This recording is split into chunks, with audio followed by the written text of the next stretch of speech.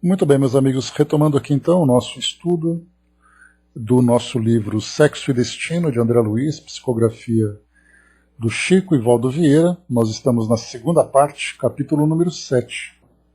E para a gente fazer aqui uma breve recapitulação do capítulo número 6, nós tivemos três eventos bastante marcantes que traz para nós aqui esse trecho da história. Primeiro, no capítulo anterior, no final do capítulo 5º, nós tivemos a revelação de Nogueira para Dona Márcia com a intenção de se envolver com a filha Marina, né? Então, causou aquele impacto inicial, mas ao mesmo tempo ela se sentindo ali envolvida, né, por Nogueira, naquele jogo de sedução e interesse entre os dois. Então, esse foi o primeiro ponto. E aqui, então, sabendo, né, que Marita, hospitalizada, estava ali já à beira da desencarnação, o médico, então, falou com Dona Márcia a respeito dessa situação, e aí, então, ela foi visitá-la, né, a mãe visitando a filha adotiva, e Cláudio, que também se encontrava lá, junto com Nemésio, né, Nemésio que estava ali fazendo... Estava ali que é o senhor Nogueira, né? Fazendo ali então na verdade o Torres, né? Fazendo ali a companhia, né? Então era o senhor Torres, que era o Nemésio, junto com Dona Márcia, visitando Marita no hospital, e Cláudio lá se encontrava. E enquanto isso, né? André Luiz, irmão Félix e também o Moreira no plano espiritual acompanhando todos eles. Foram até lá, a Dona Márcia fez aquela interpretação de uma mãe preocupada, como se ela tivesse ali sempre presente e tudo mais, e apesar de tudo isso, o Cláudio ele via esse comportamento, essa mudança de comportamento dela, e mesmo assim ele compreendia, porque agora ele percebia que desde o início da relação desse casamento era ele que acabou perdendo o interesse naquela relação, fazendo com que ela se tornasse esse tipo de pessoa, que inicialmente não era a proposta de ambos, né? Então ele percebeu que ele tinha essa responsabilidade, então ele aceitava essa postura dela como consequência das próprias escolhas que ele tinha feito, né? Como sendo ali um homem que buscava os prazeres do mundo, que já não se interessava mais pela esposa, fazendo com que ela se transformasse naquela mulher atual, né? Então ali saindo do local, depois ali da visita feita, Dona Márcia e Torres, Nemésio, saíram, foram almoçar e tudo mais, e ficaram então naquele jogo, né, novamente de sedução, falando sobre os passeios no Rio de Janeiro e tudo mais. Então, oficialmente, Dona Márcia agora compreendia a intenção que ele tinha de se envolver com a filha Marina, mas nas entrelinhas os dois ali continuavam, né, naquela sedução toda, né? Esse foi o primeiro ponto que nós vimos. O segundo ponto foi que quando Nemésio voltou para casa, ele então, lembrando, né, que a filha, que Marina se encontrava hospedada na casa dele, ele chegou em casa, colocou pijama e foi até o quarto dela. Chegando no quarto, ele encontrou ela com o Gilberto, né, o filho, ali, né, no momento de afetividade. Isso provocou nele um grande choque, porque ele não imaginava que isso fosse acontecer, até porque ele não sabia desse envolvimento, né, entre os dois, né? Então então provocou esse choque. Então esse foi o primeiro ponto. O segundo ponto que nós vimos também. Então Nemésio envolvido com Dona Márcia naquela primeira situação. Na segunda situação, a descoberta dele vendo ali Gilberto com ela, né, no quarto onde eles se encontravam. Depois aqui na terceira parte, no final, era aquele momento mais delicado em que Marina, agora sofrendo um processo de obsessão, porque ela, quando estava com Gilberto, percebeu a entrada de Nemésio no quarto, e nessa entrada ela então teve uma crise de choro. Nessa crise de choro ela entrou naquele processo de desequilíbrio, né? E ali então aqueles vampirizadores de Moreira acabaram agravando então essa situação dela, fazendo com que naquela condição em que ela se encontrava, houvesse então a necessidade de uma internação num hospital psiquiátrico, dado o grau de desequilíbrio em que ela se encontrava. Então André Luiz ele relata para nós assim nesse trecho final. Bom dia, Osmar. Aplicando-me a socorrer Marina, reconheci a obsessão instalada. Os vampirizadores que Moreira trouxera, coadjuvados por outros, haviam dominado de todo a jovem desprevenida. O choque experimentado, aquele choque dela ver ali o Nemésio entrando no quarto, abarrondara-lhe as últimas resistências. Marina, sob o jugo dos malfeitores desencarnados, jazia hipnotizada, vencida. E aqui depois, Dona Márcia soube então dessa situação e foi ali encontrar com a filha. E ali vendo a filha então dementada e irreconhecível, o médico optou pela hospitalização imediata, para que ela pudesse ali passar a suavizar, ou diminuir aquele impacto todo. Aqui então no final ela foi então hospitalizada num estabelecimento psiquiátrico renomado naquela cidade. E aí então aqui depois o último trecho, regressando à bela vivenda depois de 2 dias, encontramos Gilberto atarantado e infeliz, contudo mais dedicado à moça que antes. Nemésio, porém, ruminava a antiga concepção do amor como sendo chinelo no pé, e apenas decorridas 48 horas sobre o acontecimento, já permutava confidências com a senhora Nogueira em torno dos fatos novos, e ambos, na maior intimidade, já haviam encontrado motivos para desculpar aquilo a que chamavam doçuras da mocidade, cultivando consolações um do outro. Bom dia, Renata. Então aqui começava então a se intensificar essa relação entre Nemésio, agora viúvo, e Dona Márcia, nesse distanciamento maior ainda com Cláudio, seu esposo. Então vamos lá para o capítulo número 7, para a gente poder então dar sequência aqui no nosso raciocínio. 2 semanas precisamente sobre o desastre em Copacabana e Marita, amanheceu preparada a desencarnação.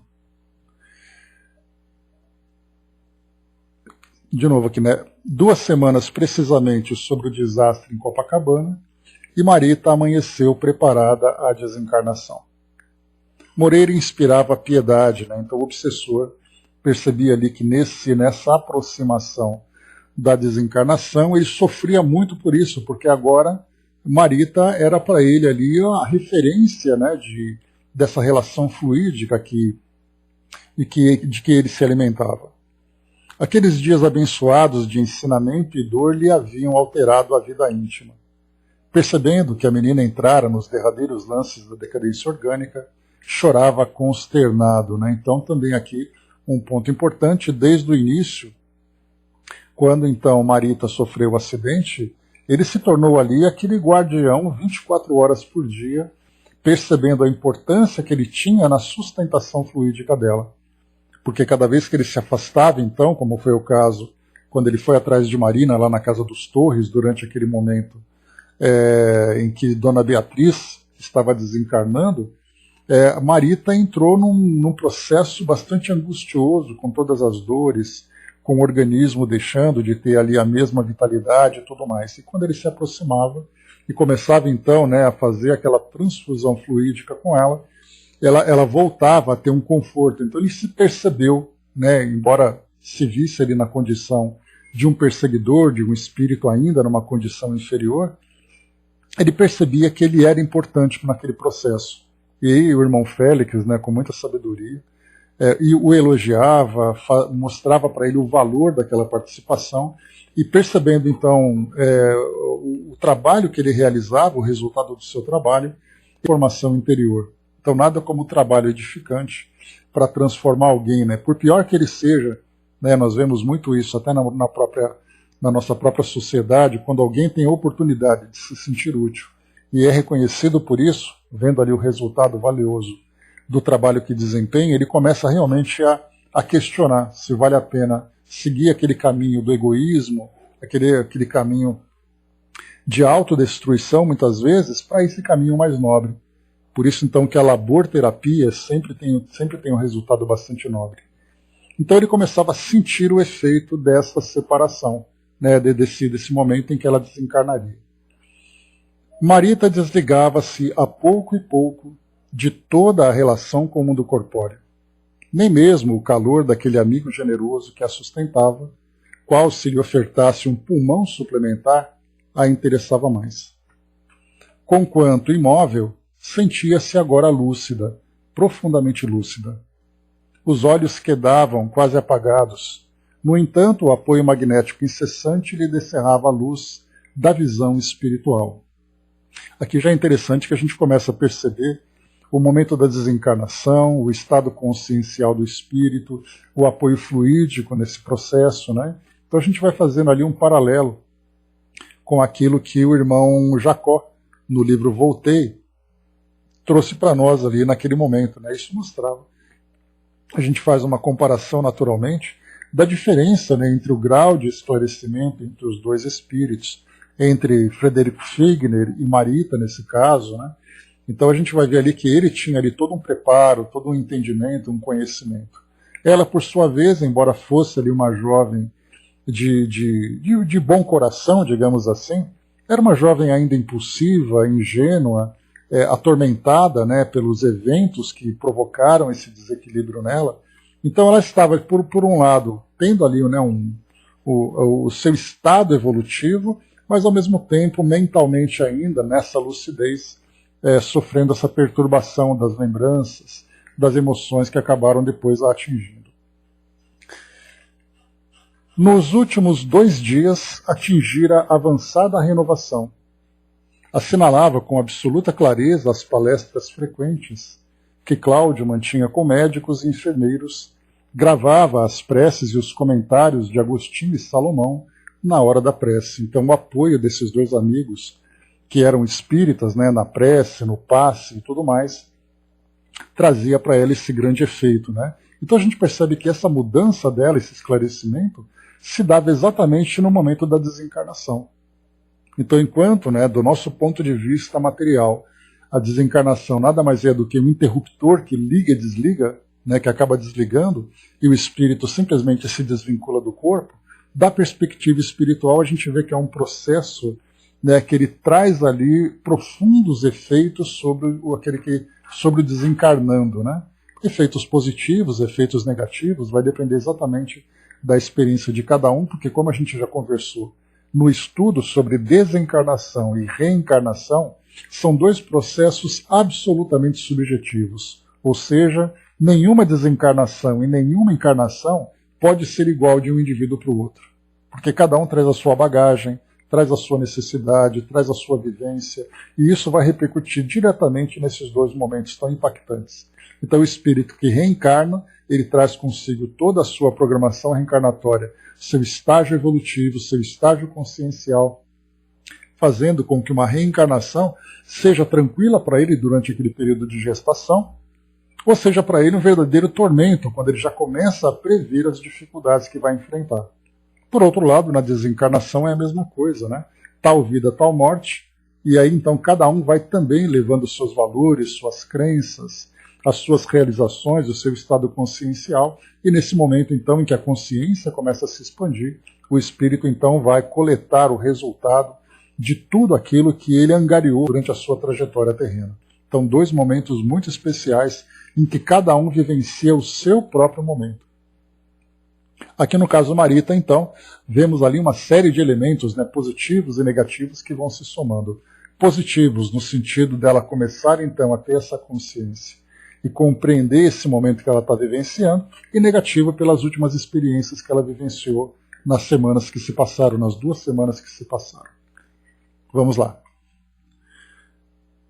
De começo, ao experimentar que as mãos paternas lhe asseavam o corpo, desesperava, clamando de si para consigo que não se conformava com tanta humilhação. Lançava pensamentos de revolta contra o destino, que a jungia daquele modo a um homem que odiava. Então, lembrando, né, como a gente viu, Esses momentos de 2 semanas para Cláudio, depois daquele momento fatídico em que o pai tentava assediar a própria filha, naquele momento em que ela sofreu o acidente, Cláudio passou por uma profunda transformação, se transformando naquele pai zeloso, naquele pai cuidadoso, trazendo ali no coração e na consciência aquele peso do erro que foi praticado. Mas ele de fato vivenciou essa transformação interior, aquela reforma provocada, né, por esse evento tão impactante, para ele realmente surtiu efeito. Mas para ela não, porque ela continuava trazendo na lembrança aquele momento capital, em que tudo ali se transformou para ela, levando até mesmo à desencarnação. Então nós temos ali, enquanto ele asseava o corpo dela, cuidando ali da higiene, dos cuidados e tudo mais, para ela se sentia, na verdade, não asseada, mas ela se sentia assediada. E ela, estando imóvel, vinha então ali esse grande sentimento de revolta. E seguindo, entretanto, à força de perceber-lhe a ternura reverente, expungindo-lhe as excreções que se lhe agarravam à epiderme ferida, acabou plantando no coração um sentimento novo. Enterneceu-se, transfigurou-se.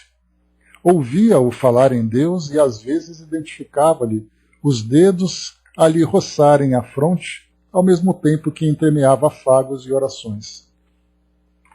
Num dos minutos comovedores em que ela cismava, sem atinar com os motivos daquela transformação, Félix aproximou-se.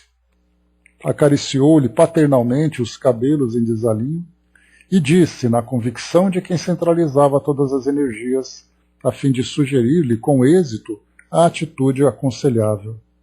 Filha, perdoa, perdoa. Ela registrou, emocionada, a voz desconhecida e recordou a mãezinha que a deixara no berço. Sim, concluía, somente o amor materno voltaria do túmulo para inclinar o coração incendiado à fonte da indulgência. Perdoar, monologou, que outra coisa lhe competia fazer diante da morte. Sim, devia partir esquecendo mágoas e afrontas. Reconhecia-se na amargura dos ossos, na armadura dos ossos, a afeição do pinto no ovo. Tênue pancada ou breve movimento, conseguiria despejá-la e deveria sair, conquanto não soubesse para onde. Por que não seguir apagando as labaredas que lhe requeimavam os sentimentos? Meditou naquelas mãos que a despiam, enxugando-lhe a pele molhada para vesti-la outra vez, com um carinho apenas visto nas mães quando tocam de manso os filhinhos doentes, e concluiu que lhe cabia desculpar e esquecer. Compadeceu-se então diante do pai refletido.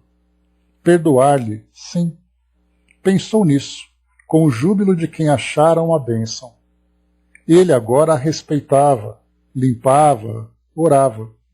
Viveria na terra talvez carregando amargas penas, enquanto que ela viajaria para regiões que ignorava, apegando-se, porém, à confiança naquela voz que lhe impelia o espírito atribulado à calmaria do perdão. Rememorou-lhe o pranto da noite em que lhe declarara a paixão despropositada e tocou-se de entendimento. Pobre pai aquele que nunca desfrutava, refúgio no próprio lar. Teria um cérebro normal um homem assim, varado em casa, diariamente qual se fosse um cão infeliz? Quem poderia saber se ele se aproximara dela na condição de um enfermo buscando lenitivo, que não sabia qualificar, na turvação dos próprios sentidos? Provavelmente havia recebido, na pensão de Crecina, o assalto de um louco e não a injúria de um homem. Lembrando que Crecina era a dona daquele estabelecimento, daquele bordel, né, onde tudo acontecia ali. Então é interessante a gente perceber que aqui, da mesma forma que Cláudio, olhando para a esposa, Dona Márcia, aquela mulher dissimulada, aquela mulher calculista, né, que nós vimos então ali no hospital naquele momento, e ele começou a fazer um retrospecto da relação dele com ela, desde o início do casamento, quando foi mencionado que ela então, durante a gravidez de Marina, ele a via, né, como com um corpo deformado, fazendo com que ele se interessasse por outras mulheres, inclusive pela própria funcionária, né, que acabou depois a seduzindo também e engravidando-a, né? Então, quer dizer, ele percebeu desde o início os erros que ele praticava. Então, essas 2 semanas foram de profundas transformações, não apenas dele com relação à filha, mas dele também com relação à própria esposa, percebendo nela uma pessoa adoecida dos sentimentos, adoecida dos valores. Nós vamos, inclusive, amanhã, já trazendo aqui um spoiler, lá no nosso livro Chico Xavier Pede Licença, uma passagem de Emmanuel que ele vai falar sobre as pessoas doentes da alma. Que nós veremos exatamente, né, que existe a patologia orgânica, existe a patologia psíquica e existe a patologia da alma. E ele via na sua esposa aquela mulher que adoeceu com o passar do tempo por culpa dele próprio, pelo distanciamento, pela indiferença, e depois então ele acabou colhendo esses frutos. E aqui Marita também passa por esse mesmo processo. Ela percebendo aquela mudança radical que Cláudio então vivenciava nesse período, logo depois daquele momento impactante, começou então a refletir por que aquele homem passava por aquilo tudo. E aí começou a verificar, por exemplo, a indiferença dentro de casa, porque é assim que ele era tratado, tanto pela filha como pela esposa, já que aquela família, embora presa pelos laços os laços consanguíneos, e ao mesmo tempo ali pelos interesses financeiros, interesses sociais e tudo mais, dentro daquele lar era cada um vivendo por si próprio, cada um com seu próprio interesse. Marina, vivendo naquela condição que André Luiz classificou quase como uma prostituição, envolvida com o pai e o filho ao mesmo momento, interessada ali nas vantagens e nos seus sentimentos impulsivos. A esposa, curtindo ali, né, a posição social e outros interesses, ele, por sua vez, buscando todos os prazeres. Então Marita começou a questionar se esse tipo de experiência não o tinha transformado naquele homem desequilibrado que chegou naquele ponto tão desesperado de provocar aquele ato tão insano, tão impensado, tão inconsequente. E aí isso nos faz perceber, então, seguindo essas 2 trajetórias, né, tanto dele próprio Cláudio como da esposa Márcia, a questão de que não existem, as pessoas não são assim, não são daquela forma, não são aquela personalidade, mas elas se transformam naquilo de acordo com as experiências que elas vivenciam.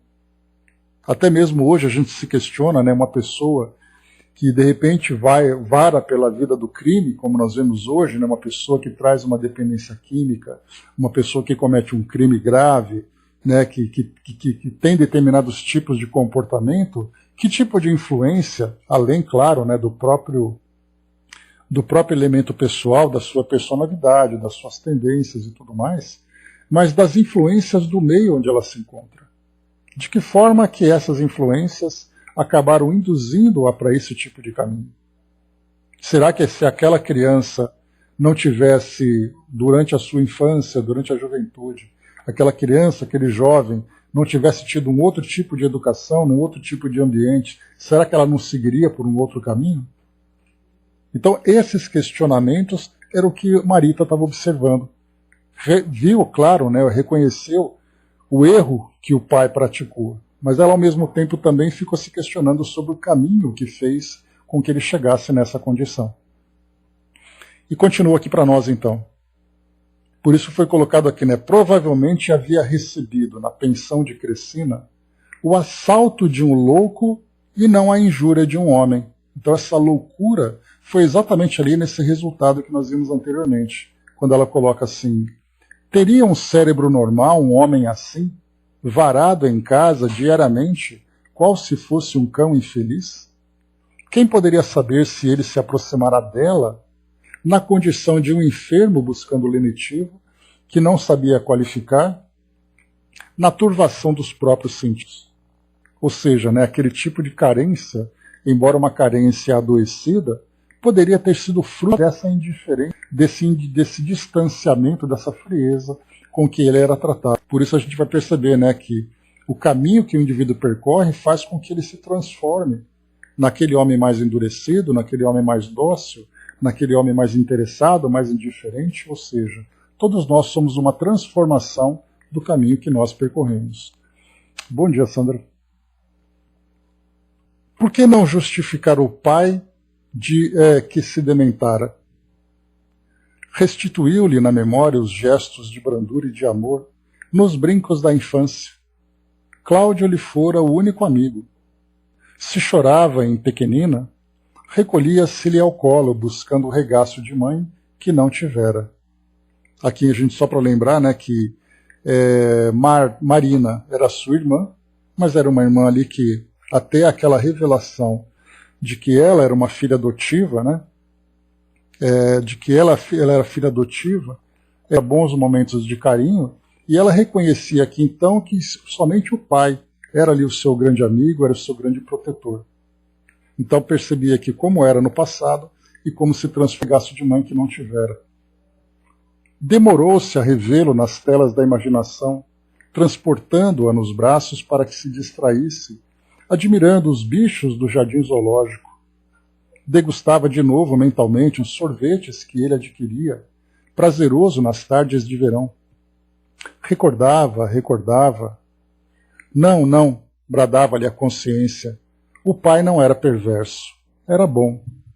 Como recusar-lhe compaixão? De certo sofrera muito antes de conturbar-se. Como não esculpar a loucura de uma noite num benfeitor de 20 anos? Então aqui ela lembrava, né, que esses 20 anos era a idade dela. Então durante tanto e tanto tempo em que ele foi realmente ali o seu grande amigo, foi nesses últimos momentos em que ele acabou depois se desvirtuando. Acabou se desvirtuando, né, para cometer esse equívoco. E aí então, conhecendo a nossa história, a gente percebia que não era apenas isso, né? Não era apenas isso, mas também o processo obsessivo, intenso que ele acabava vivenciando. E nesse processo obsessivo, essas tendências acabaram aflorando, né? Novas ideias, novos sentimentos, sensações, fizeram com que ele cometesse então esse ato tão impensado. Mas nesse momento ele se encontrava adoecido. Por que não morrer abençoando semelhante dedicação? De que modo condená-lo se ele, Cláudio, prosseguia ali, paciente e abnegado, tolerando-a? Recordou a mãe adotiva, imaginou-se à frente da irmã e aspirou em espírito a reconciliação com elas. Quem afirmaria que Dona Márcia e Marina também não estivessem sob desequilíbrios ocultos?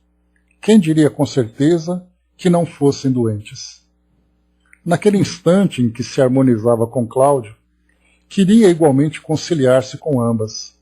Estavam perdoadas por todas as incompreensões e, no íntimo, pedia-lhes perdão por todos os dissabores que involuntariamente lhes tivesse causado. No desfile das reminiscências, Gilberto não faltou. A figura do rapaz surgiu na cabeça, envolvida nas doces vibrações do sonho que lhe constituíra a luz da vida. Não conseguiria odiar a quem amava tanto. Gilberto teria encontrado razões para afastar-se dela, e também naquelas reflexões graves e extremas, lhe parecia na ternura revestido com a beleza de um cavalheiro amado e limpo. Bom dia, abraço. Aqui nós vemos também nesse trecho o efeito daquela moratória que foi solicitada pelo irmão Félix, quando então Marita sofreu o acidente, foi diagnosticada pelos médicos num estado bastante grave, foi também diagnosticada pelos espíritos a condição dela de uma reencarnação iminente, já estava para acontecer, e aí então o irmão Félix fez aquela solicitação de que tinham num prazo de 2, 3 semanas, se pudesse segurá-la no corpo, seria o suficiente para que ela começasse então a se preparar para a desencarnação. E aqui nós estamos vendo então o efeito disso tudo. Nessas 2 semanas o pai se transformou, embora a irmã e a madrasta continuassem naquela mesma postura, ela começou a ver as coisas de um modo diferente. Ela começou a ter essa percepção. E algo interessante que a gente vai também acompanhar é o próprio Moreira, que era então ali aquele obsessor, que começou a se tornar aquele guardião, aquele sustentador dela, no momento em que ele começava também a se transformar naquele indivíduo que se tornava útil, que se tornava valioso naquele processo todo de amparo que ele vivenciava, os próprios sentimentos dele começavam também a impregnar os fluidos que começavam a alimentá-la. Então olha quantas coisas aconteciam ao mesmo tempo. Irmão Félix trazia o carinho, o pai trazia o carinho, aquele que era o sustentador começava também a trazer um sentimento diferente, e ela, lúcida, começou a ver as coisas por outra perspectiva. Então o resultado daquela moratória solicitada começou então a realmente trazer ali o seu efeito, o seu resultado. Que já não é mais, né, Brás? Esse obsessor então começou a se transformar num grande amigo. Ao enunciar esses pensamentos, Marita sentiu-se mais leve, quase feliz. Intentou movimentar-se, gritar ao pai que ela o considerava um homem de bem, que não tinha motivo algum para acusá-lo, que os sucessos da namoradia de Crescina tinham sido apenas um lamentável engano, que ela realmente morreria, rogando-lhe, no entanto, viver e continuar a ser bom. Contudo, só ao pensar no próprio soerguimento, teve a impressão de que se algemava a uma estátua. Nenhuma reação favorável nos membros hirtos, nenhuma voz na garganta que lhe parecia de pedra. Todavia, tão grande e tão heróico se lhe externou o esforço da alma renovada, que bagas de pranto lhe rolavam dos olhos semimortos. Desde esse minuto solene de pacificação, começou a distinguir vagamente vozes e formas do plano espiritual, entre alegre e amedrontada, qual se estivesse acordando num clarão traspassado de bruma. Aqui então antes já começa também essa mesma percepção que ela começa a ter do plano espiritual, distinguir vagamente vozes e formas do plano espiritual.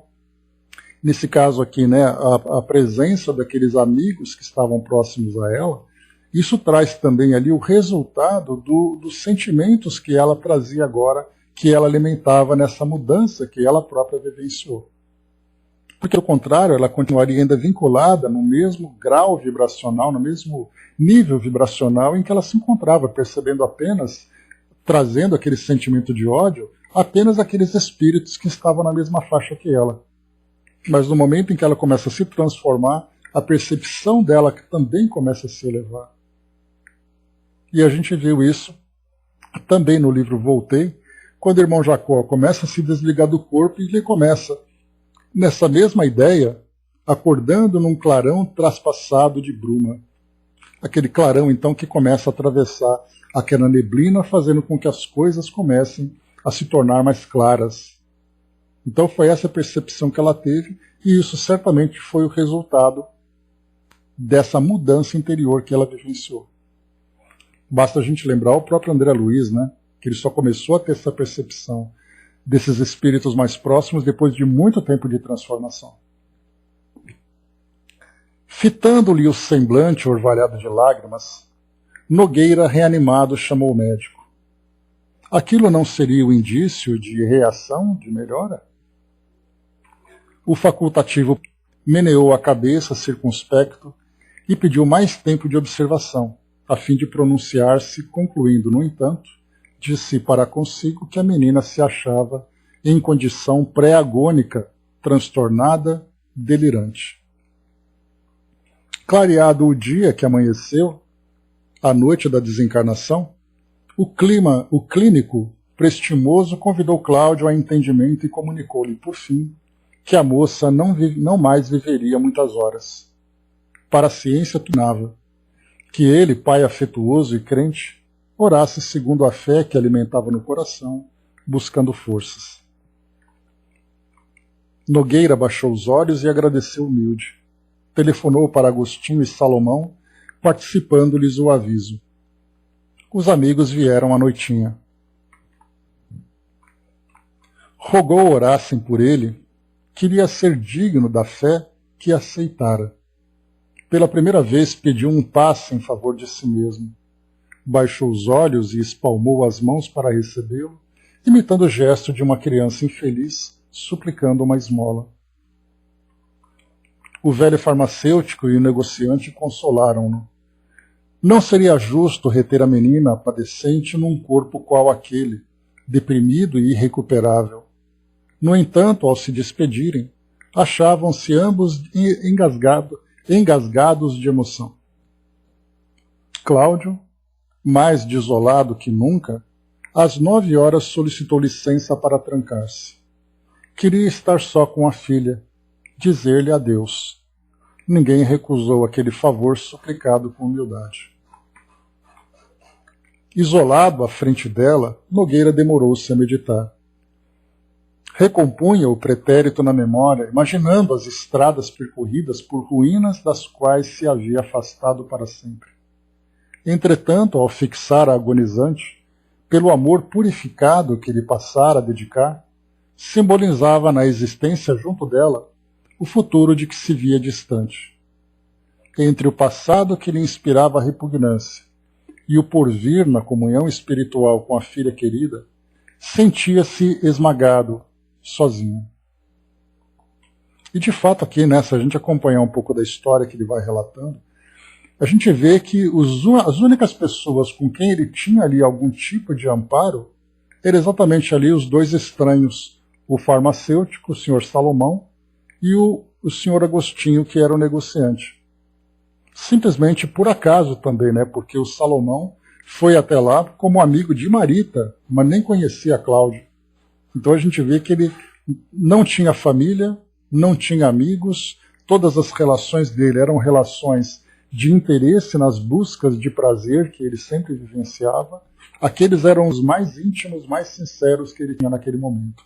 Dois estranhos que ele tinha conhecido há coisa de 2 semanas. Enternecia-nos as recônditas fibras da alma contemplar aquele homem vergado ao peso do suplício moral, fugindo a recordações para entrar em prece. Os gritos inarticulados do peito jugulado de angústia, ao apelarem para Deus no silêncio do quarto, assemelhava-se a cânticos de dor que as lágrimas sufocavam. Às 11, o irmão Félix e outros amigos, incluídos Neves e Persília, estavam conosco. Lembrando que Neves, embora ele fosse ali uma pessoa próxima de toda a família, ele ficou durante todo esse tempo junto com a filha Beatriz, que também estava desencarnando. Feito concluído esse processo, agora ele voltava então ao auxílio daquelas pessoas todas envolvidas. Lembrando que Neves, ele era o sogro de Nemésio, e o avô de Gilberto. Então ele acompanhava o genro e o neto envolvidos com Marina, portanto, nessa relação próxima dessa família. Até porque também foi o próprio Neves que apresentou o irmão Félix, e também lá a família Torres para André Luiz, que tinha chegado para prestar esse auxílio. E Persília é aquela senhora que estava junto deles lá também prestando assistência. Em todos os semblantes a expectativa discreta, com exceção de Moreira, que se agitava em pranto. O instrutor levantou-o num gesto de brandura, comunicando-lhe que a tarefa terminara, que não deveria vitalizar por mais tempo aqueles pulmões que a morte começava a enregelar. O triste amigo obedeceu em choro convulso. Aqui também tem uma parte importante, porque no momento em que o irmão Félix pede para Moreira cessar essa transfusão de fluidos, era exatamente para facilitar a desencarnação do espírito. Se ele continuasse a fazer isso, a desencarnação aconteceria. Porém, seria muito mais difícil, porque ele estaria sustentando um corpo até o limite da sua vitalidade, e o espírito ficaria preso até mesmo esse limite. Então era necessário agora cessar essa alimentação para que o processo se acelerasse. Então, bem interessante a gente ver isso, porque pode realmente acontecer. Se imaginarmos, por exemplo, uma pessoa desencarnada, que vê ali um ente querido nesse processo de desencarnação. E ele, por iniciativa própria, tentando ajudar, acaba sustentando aquele espírito que está desencarnando, ele mesmo, inconscientemente, acaba trazendo um prejuízo. E nós vemos isso, né, Brás, quando se fala em pensamento, nós vemos isso até hoje na atualidade, né? Uma pessoa que se encontra em processo de desencarnação num hospital, a família fica próxima o tempo todo ali fazendo preces, pedindo para que o espírito, então, para que o corpo melhore e tudo mais. Basta a gente lembrar, por exemplo, como foi a desencarnação do Chico, como foi a desencarnação do Papa João Paulo II, como foi a desencarnação de Madre Teresa, em que esses espíritos, nesse processo de desencarnação, eram personalidades que eram muito amadas por uma grande população que procuravam ali, por um lado, fazer uma prece, aqueles que eram mais esclarecidos, fazendo uma prece para que aquela pessoa, aquele espírito desencarne com tranquilidade, com amparo, conforme a vontade de Deus, e por outro lado, aquelas tantas e que o espírito continua ali, que ele não morra. Então a gente via ali a quantidade, né, de vibrações e pensamentos que estavam ali envolvendo aquelas pessoas.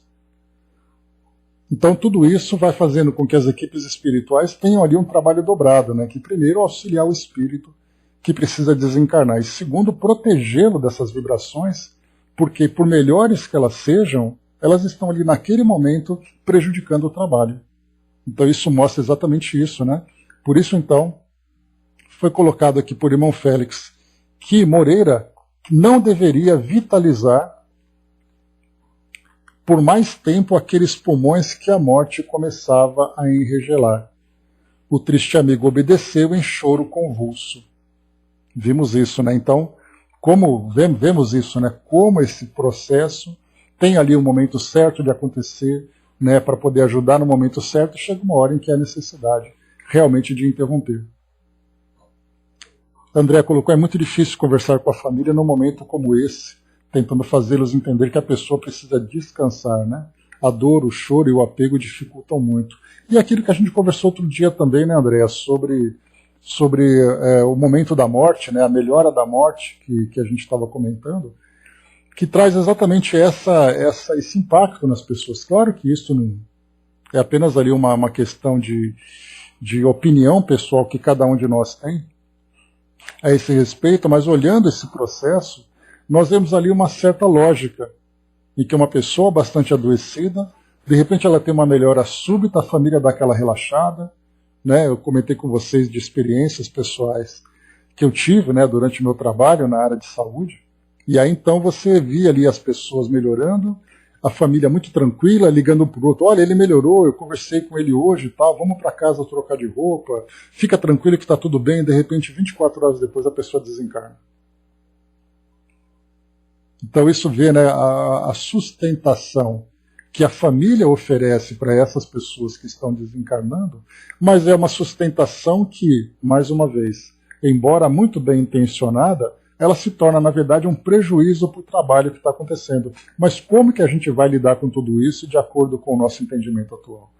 Realmente é muito difícil. Não apenas dizer para a família que isso está acontecendo, como nós mesmos, né, você se conformar que aquela pessoa que você ama está desencarnando. Né, então isso é muito complicado mesmo. Daí pior ainda mais, né, Brás? Porque fica nessa sustentação e vai se agarrando até os últimos fluidos, até os últimos laços, porque acredita realmente que a morte é o fim. E aquela perda é uma perda para sempre.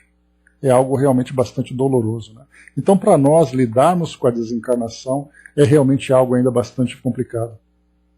Porque nós temos ali o entendimento teórico, mas muitas vezes, na prática, quem fala mais alto são as nossas emoções. Né? As emoções são convulsivas, elas são explosivas, né? Não dá para a gente controlar.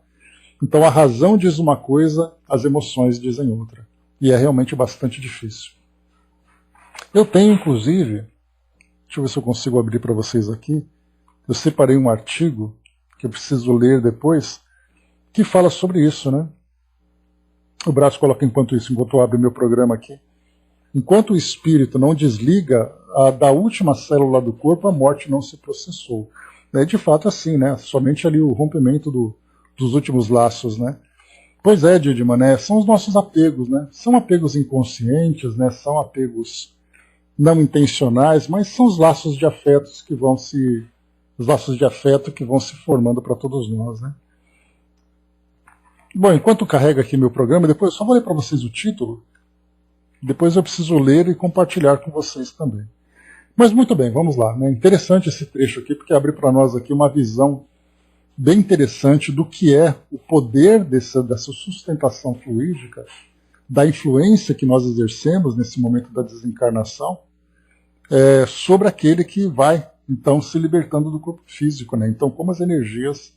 Porque a tendência, nós lembramos, a tendência é que o corpo vai se desligando naturalmente conforme ele próprio vai afrouxando esses laços.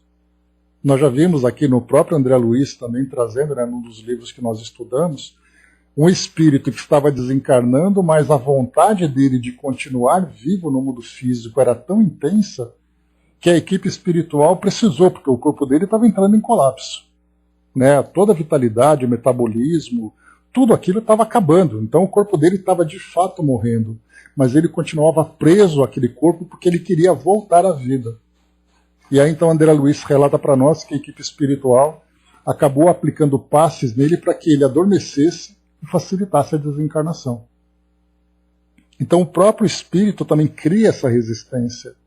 E aí então no caso de Marita, que claro não queria morrer, somada ali com aquele fluido de Moreira, se intensificava cada vez mais o vínculo do perispírito com o corpo físico. E aí então nesse caso, Marita começava então a ter um esclarecimento maior, mudando os seus sentimentos, mudando os seus valores. Moreira deixa de sustentá-la fluidicamente e o processo de desencarnação acontece agora com mais facilidade. Então tudo isso acontecendo nesse processo.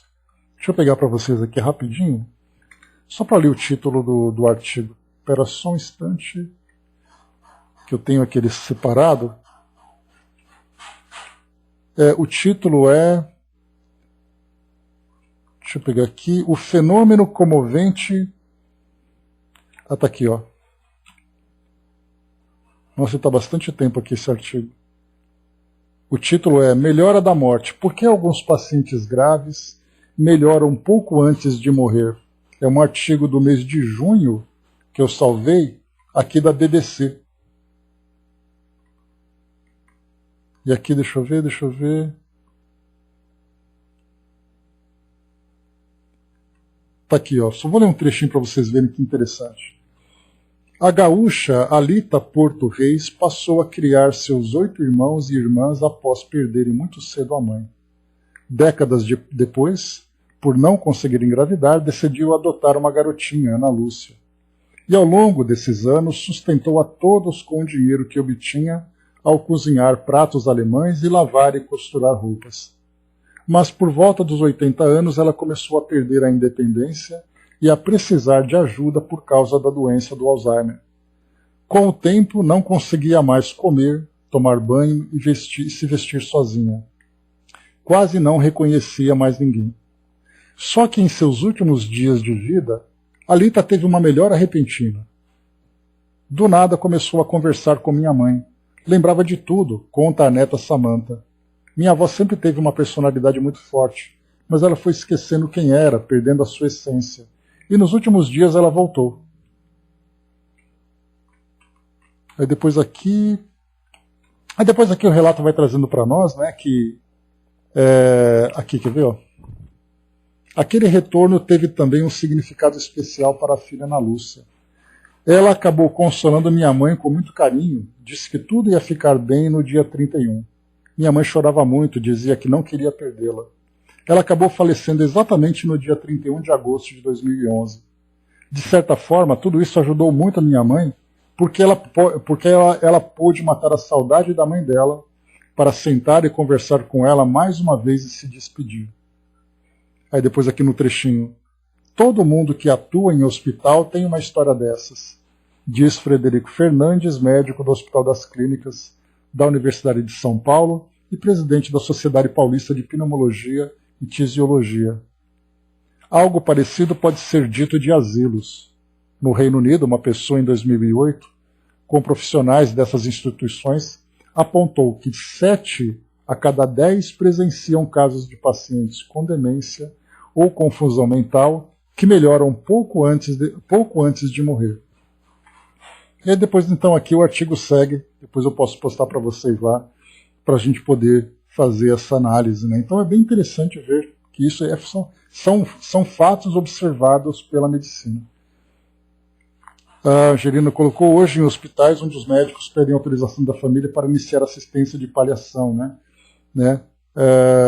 Pois é, mas o Brás, o cuidado paliativo, ele não é visto como quase eutanásia, é diferente, né? Porque você tem a eutanásia, a distanásia, a ortotanásia.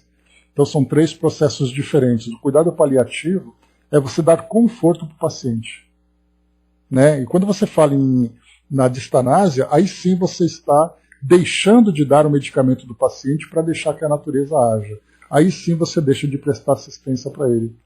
Nós temos um amigo da família que ele está sendo tratado em cuidados paliativos. Ele tem um tumor no pulmão ali que ele está definhando a cada dia, né? E o médico falou: olha, para fazer o tratamento, faça em casa com a família. Né? E aí então você vai dando os medicamentos e tudo mais para fazer com que ele tenha ali a melhor qualidade possível nesses momentos mais difíceis, né? Então a gente vê que essa assistência de cuidados paliativos hoje, né, acaba se tornando algo muito, muito concreto, né? Esse texto está contido no livro de Simonetti, Quem Tem Medo da Morte. Alguém confirma isso? Não sei, o Didman. Você fala desse que eu li agora, desse trecho? Isso aqui é de uma. Não, isso aqui o que eu coloco. Não, minha querida, isso aqui é de uma reportagem da BBC que saiu agora, em 2021, no mês de junho. Tá, então é uma notícia recente. Mas depois aqui eu passo para vocês, a gente acaba depois analisando junto, tá? Então vamos lá, seguindo aqui para nós, né? Fechando então esse parêntese a respeito dessa orientação de irmão Félix para Moreira, para que não haja mais então essa diferença. Vamos lá. Em seguida, impondo as mãos naquela cabeça despenteada, Félix transmitiu-lhe subitâneo calor. Marita senhorou inopinada agilidade mental. Supunha-se reviver, renascer. Escutava os ruídos em derredor com extrema acuidade auditiva. O benfeitor abeirou-se de Cláudio e segredou-lhe algo. Certo sugeria-lhe conversar, despedir-se. Ignorando-se tocado pelo mentor espiritual, vimo-lo revestido de estranha coragem. Nogueira ergueu-se, avançou 2 passos e ajoelhou-se ao pé da agonizante. Passou a cabeça rente ao corpo imóvel, mas a imensa emotividade posou a cabeça rente ao corpo imóvel, mas a intensa emotividade traiu-lhe as energias. O pranto abalava-lhe os membros, ao jeito de tempestade sacudindo os galhos de um tronco prestes a cair. Marita percebia-lhe o arfar do tórax na escala ascendente dos soluços e desejou acariciá-lo. Contudo, os braços se lhe afiguraram parafusados à cama.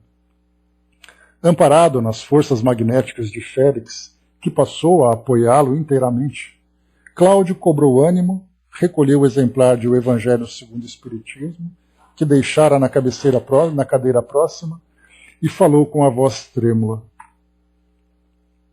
Filha do meu coração, se você me escuta, atenda a seu pai por piedade. Perdoe-me. Não sei se você sabe que estou transformado. Conheci Jesus, minha filha, e sei hoje que Deus é misericórdia, que ninguém morre, ninguém. Sei que a justiça está em nós mesmos, que sofremos pelos males que praticamos, mas Deus não nos recusa o resgate. Compreendo o mal que fiz a você. Sou um criminoso, mais nada. Pense, minha filha, no remorso que carregarei pelo resto da vida.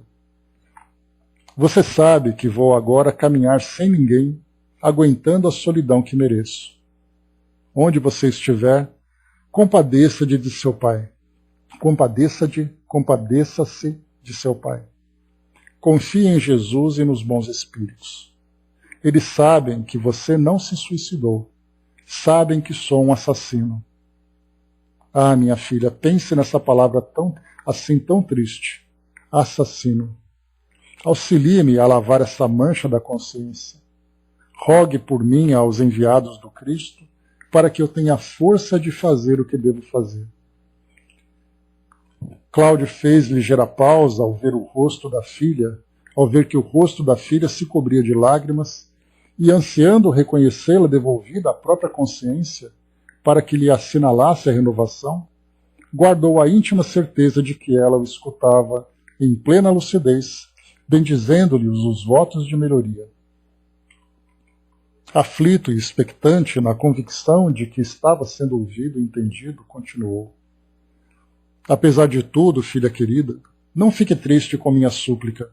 Sou um réu, mas tenho esperança. Veja a revelação de Jesus que eu achei. Em seguida, com as mãos trementes, num gesto de piedosa confiança, colocou-lhe o livro na destra inerme.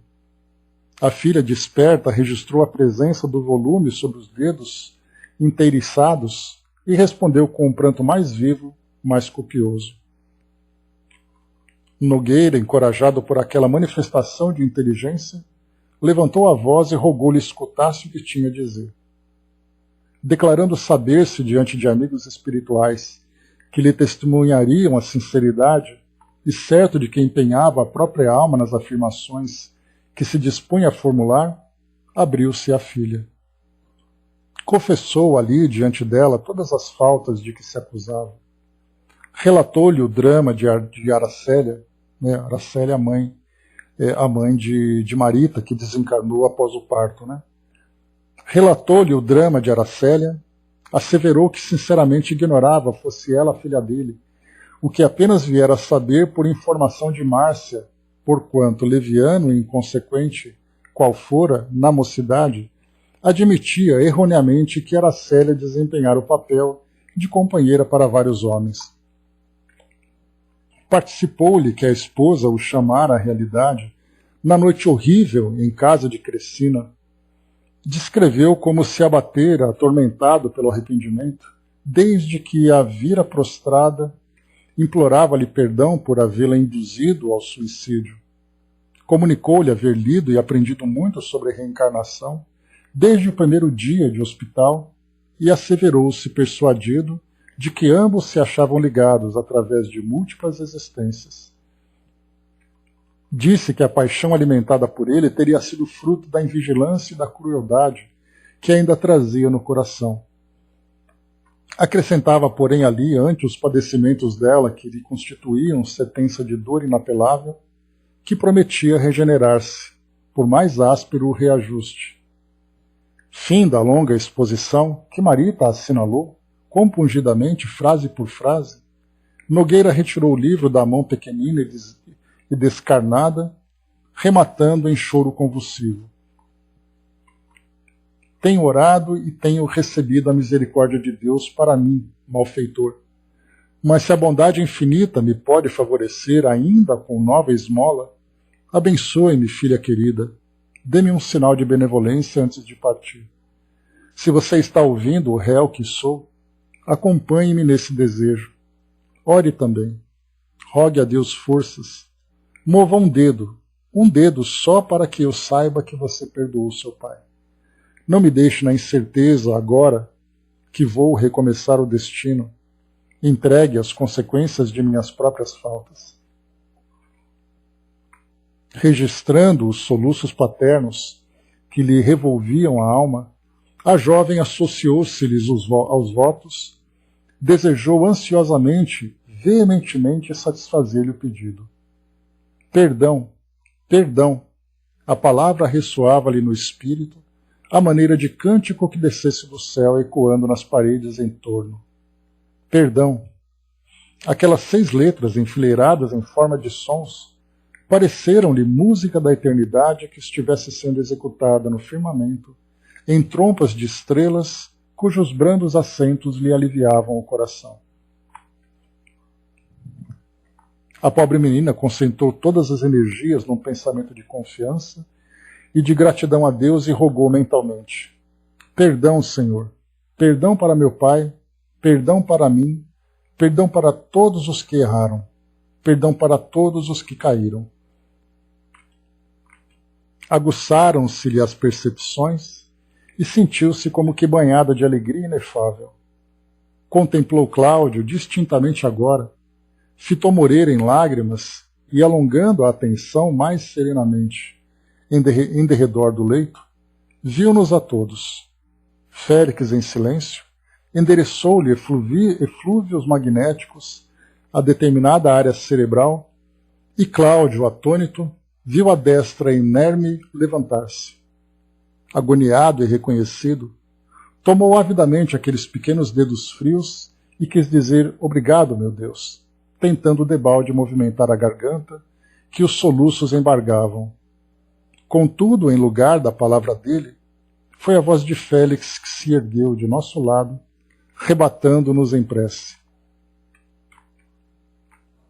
Senhor Jesus, nós te agradecemos a felicidade que nos concedeste na lição do sofrimento nesses dias de trabalho e de expectação. Obrigado, Senhor, pelas horas de aflição que nos clarearam a alma, pelos minutos de dor que nos despertaram as consciências. Obrigado por essas 2 semanas de lágrimas que realizaram por nós o que não nos foi possível fazer em meio século de esperança. E te alçando nosso agradecimento e louvor, pedimos ainda, lança por misericórdia a tua bênção na irmã que se despede e no companheiro que ficará. Transfunde-lhes o pesar em renovação, a mágoa em regozijo. Recebe-lhes o pranto como sendo a oração que te elevam, guardando-te a paz no caminho. Entretanto, Mestre, não te exoramos a piedade somente para eles, irmãos bem-amados, que consideramos filhos da própria alma. Suplicamos, te arrimo, para todos os que resvalam nos enganos do sexo desorientado. Quando nos ofereceste o sexo por estrela de amor a brilhar, assegurando-nos a alegria de viver e garantindo-nos os recursos da existência. Consente, Senhor, possamos relacionar diante de Ti aqueles irmãos que as convenções terrestres tantas vezes se esquecem de nomear quando te dirigem o coração. Abençoa os que se tresmalharam na insana ou no infortúnio em nome do amor que não chegaram a conhecer. Socorre nossas irmãs entregues à prostituição, já que todas nasceram para a felicidade do lar, e corrige com a tua munificência os que as impeliram para a viciação das forças genésicas. Acolhe as vítimas do aborto arrancadas violentamente ao claustro materno, dentro dos prostíbulos ou em recintos em que a impunidade é coberta, e retifica, sob teu auxílio, as mães que não vacilaram asfixiar-lhes ou degolhar-lhes os corpos em formação. Restaura as criaturas sacrificadas pelas deserções afetivas que não souberam encontrar outro recurso senão o suicídio ou o manicômio para ocultarem o martírio moral que lhes transcendeu a capacidade de resistência, e compadece-te de todos aqueles que lhe escarneceram a ternura, transformando-se quase sempre em carrascos sorridentes e empedernidos. Protege os que renasceram desajustados no clima da inversão, suportando constrangedoras tarefas ou padecendo inibições regenerativas, e recupera os que se reencarnaram nessa prova sem forças para sustentar as obrigações assumidas, afogando a existência em devassidão. Recolhe as crianças que foram seviciadas e renova com a tua generosidade os estupradores que se animalizaram, inconscientes. Agasalha os que rolaram na desencarnação prematura, por efeito de golpes homicidas nas tragédias da insatisfação e do desespero, e ampara os que se lhes tornaram os verdugos padecentes, vergastados pelo remorso, seja na liberdade atazenada, de angústia ou no espaço estreito dos calabouços.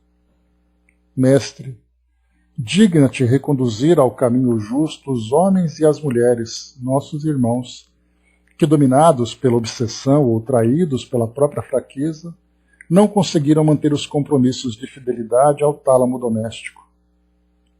Reequilibra os que fazem da noite pasto à demência.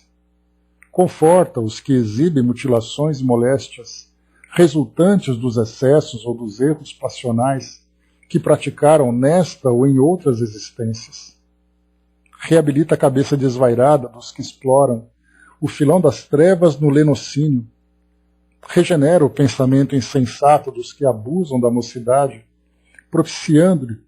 propinando-lhes entorpecentes, e sustenta os que rogaram antes da reencarnação as lágrimas da solidão afetiva e as receberam na terra por medida expiatória aos desmandos sexuais a que se afeiçoaram em outras vidas e que muitas vezes sucumbem de inanição e desalento em cativeiro familiar, sob o desprezo de parentes insensíveis a cuja felicidade consagraram a juventude. Senhor, estende também a destra misericordiosa sobre os corações retos e enobrecidos, desperta os que repousam nos ajustes legais, acatados nas organizações terrestres, e esclarece os que respiram em lares revestidos pela dignidade que mereceram, a fim de que tratem com humanidade e compaixão os que ainda não podem guardar-lhes os princípios e imitar-lhes os bons exemplos. Ilumina o sentimento das mulheres engrandecidas pelo sacrifício e que pelo trabalho, para que não desamparem aquelas outras que até agora ainda não conquistaram a maternidade premiada pelo respeito do mundo, e que tantas vezes lhe suportaram a brutalidade dos filhos nos lupanares. Sensibiliza o raciocínio dos homens que encaneceram honrados e puros, de modo a que não abandonem os jovens desditosos e transviados. Senhor, não consintas que a virtude se converta em fogo no tormento dos caídos, e nem permitas que a honestidade se faça gelo nos corações. Tu que descestes as vielas do mundo para curar os enfermos, sabes que todos aqueles que jornadeiam na terra, atormentados pela carência de alimentação afetiva ou alucinados pelos distúrbios do sexo, são doentes e infelizes, filhos de Deus, necessitados de tuas mãos.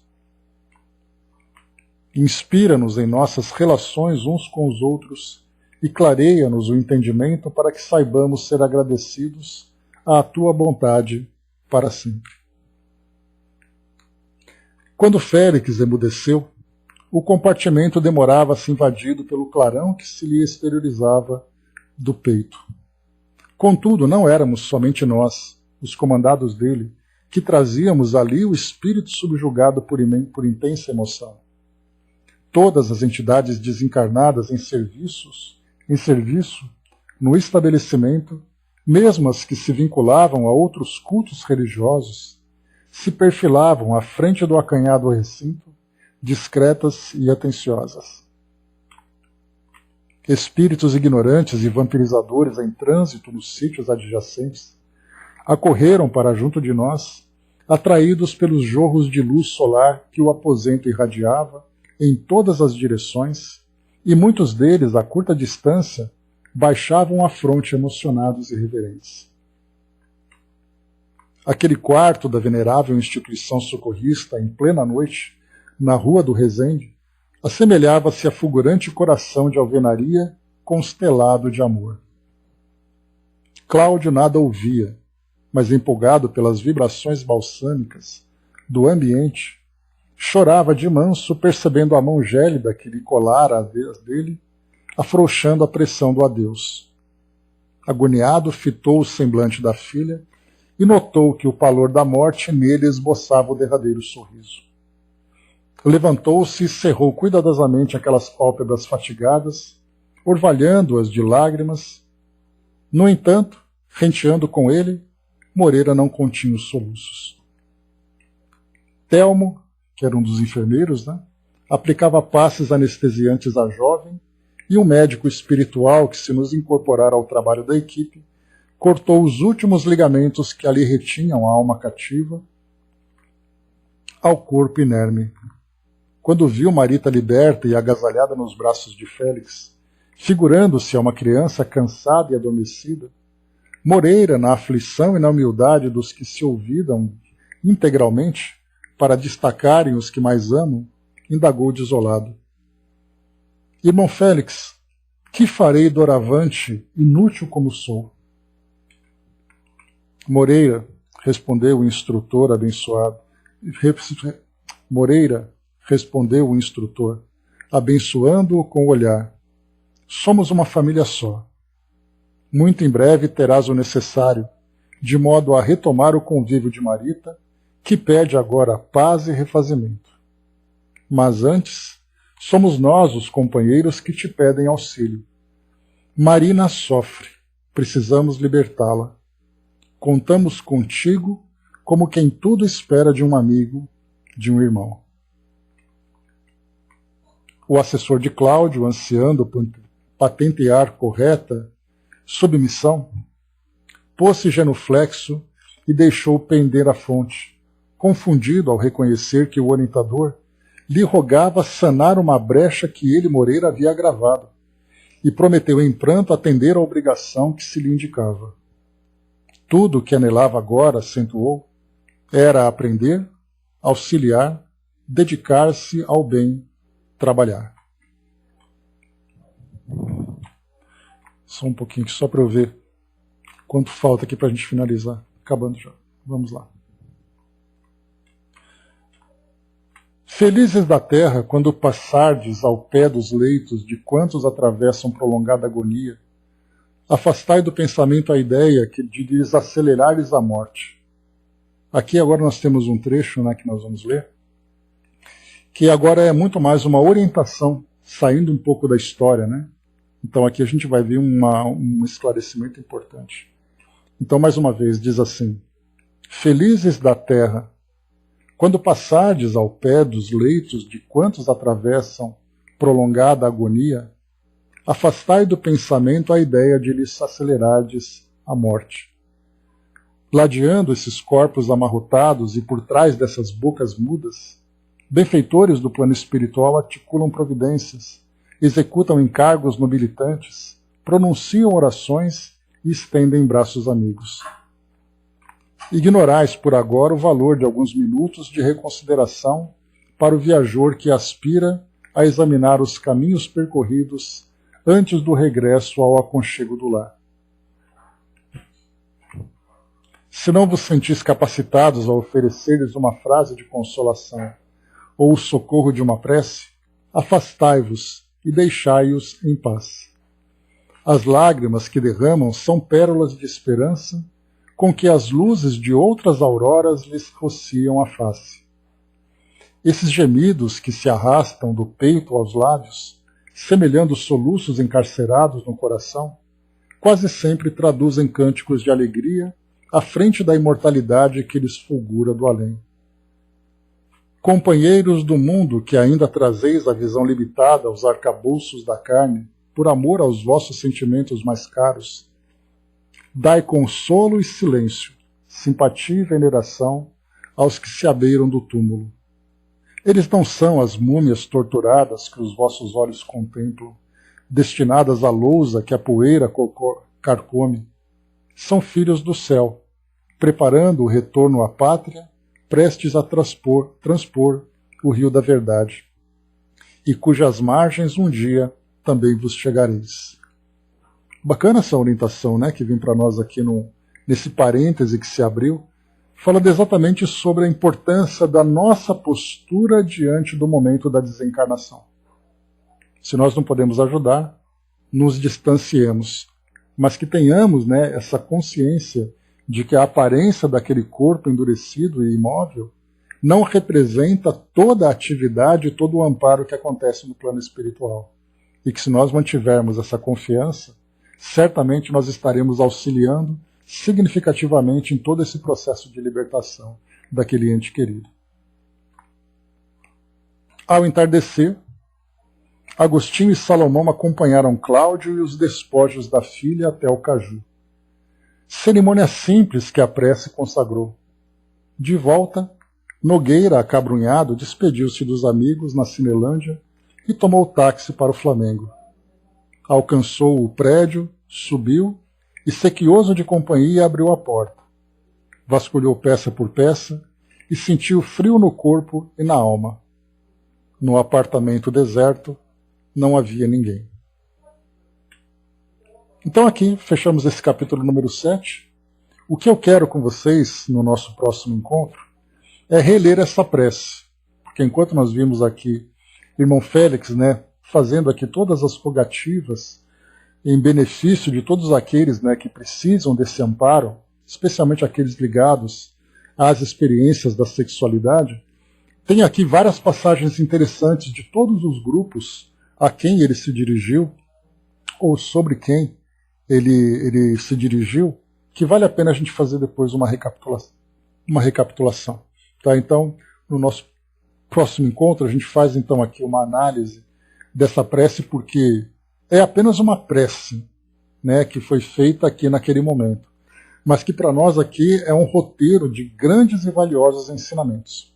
Então, a gente vai acompanhar aqui com calma e com atenção para a gente tirar aqui o melhor proveito desse estudo. Então é isso, né? Aqui a Dídima colocou para nós, né? Cada momento da desencarnação é um infinito de existências espirituais. Encontro com a realidade espiritual de cada um, de fato, né?